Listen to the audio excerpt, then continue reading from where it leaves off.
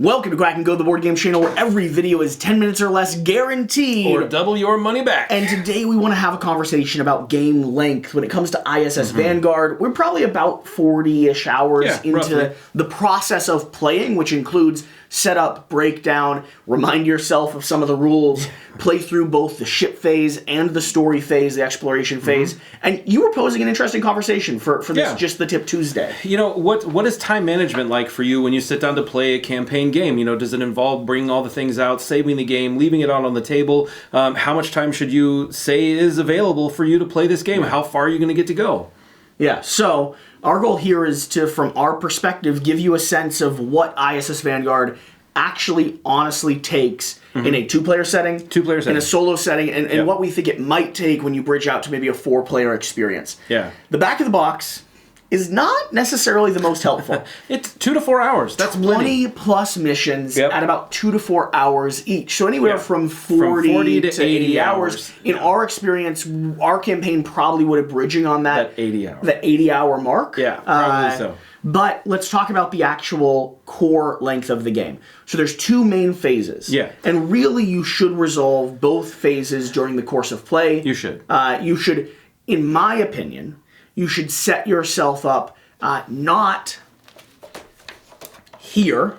Okay. The game tells you to save the game, if I could flip it again, and resume playing here. Yeah. At the beginning of this shipbook phase. It does. It is the cleanest moment in the game. For sure. You have everything tucked away. You have all the stuff that you pulled in this nice little envelope. Yep. You're ready to play again. In my opinion, in my experience, I think the right place to actually re-engage with the game is not here, but it's here when you're beginning the planetary exploration. I 100% agree You've with processed you. through stuff, you know what you found, you know the research that you've done, and you're now just ready to explore, which is a much lighter, more approachable way to jump into this. Yep. However, if you're not storing the game in a vault... I'm telling you, this, storing it in a vault or just leaving it on your table is by far the best time management strategy you can possibly have. Yeah, but not everyone has a vault. So, it's true. Okay, if you're storing it in a vault, of course you're going to save time on setup, and you're going to save time, in terms of just the course of play. If you're storing it in a vault, I recommend begin planetary exploration is where you pause the game. 100%. If you're not storing it in a vault, let's talk about the length of each section. Yeah. So, ship management phase is where it tells you to start, so let's zoom back here. What's been our experience when it comes to actually running and managing this side of the game? Most of the time it's between 30 to 45 minutes. I think we've had one that was like almost an hour, but it was because we did a ton of stuff. Yeah. But the vast majority of the time, 30 to 45 minutes, even when you're very beginning, starting it out, it's not that long of a session. Most of that time, honestly, is flipping through the cards, trying to figure out where they are, and then slide them into the book. This part here is super easy. Yeah. It's just taking cards out, putting cards in, moving that thing over there. If you have one player, if you're playing like a 2 or 3 player game, and you have one player who's responsible for the book, a player that's responsible for the cards, and a player that's responsible for maybe upkeep on things like the awaiting envelope or tucking things into the binder, it can go very smoothly. Yeah, definitely. I think that 45 to 60 minute time mark is pretty consistent for what we've experienced. Yep. Especially if you're not debating a lot and if you're continuing to get up and running. There is another thing that adds time to the front end of that, though, which is learning to play the game again if you haven't got it to the table in the last 2 weeks. Very true. What I found is getting re-comfortable with ISS Vanguard usually takes me anywhere from about 15 to 30 minutes of additional time on both sections. Yep, because you'll be wondering, what's going on here? What am I supposed to do there? Yeah. What was that again? So take this section, and let's say you budgeted maybe 45 minutes for it, and you're re-diving into it, bump yourself up to an hour. Yeah, if you budgeted about an hour, bump yourself up to about an hour 15 or so in terms of learning and re-equating yourself with how the mechanics flow. In terms of setup and storage, I think you're looking around that 15 to 20 minute mark. It's not too bad. The trays do a decent job at organizing everything, especially if you've cleaned up nicely after your gameplay experience, but you still do have to pull out everything onto the table and reacquaint yourself with all the cards that you have, your character that you're playing, the available pools of dice that you've been able to get, stuff like that. Moving on from this to the actual launching phase and the planetary exploration phase. In my opinion, this takes anywhere from an hour to an hour and a half, hour 45. So it's somewhere around there. Most of the time, I will say that we did most of our missions between about an hour to an hour and 15 minutes. Some of the longer ones were an hour and a half to an hour 45. But we also jaw and screw around. So it just depends on how quickly you get things done. I would say an hour to an hour and a half is pretty safe on this. Which means about 2.5 hours for the entire gameplay experience. Yeah, for each section. Some of them are certainly going to be longer. Some of them are going to be shorter. We have had missions that resolve themselves in about 30 to 45 minutes. Yeah. Those were not as accomplished as others. We got what we needed done and we got out, right? That's what matters. And so the back of the box isn't necessarily lying to you. 2 to 4 hours is an accurate-ish experience of the game.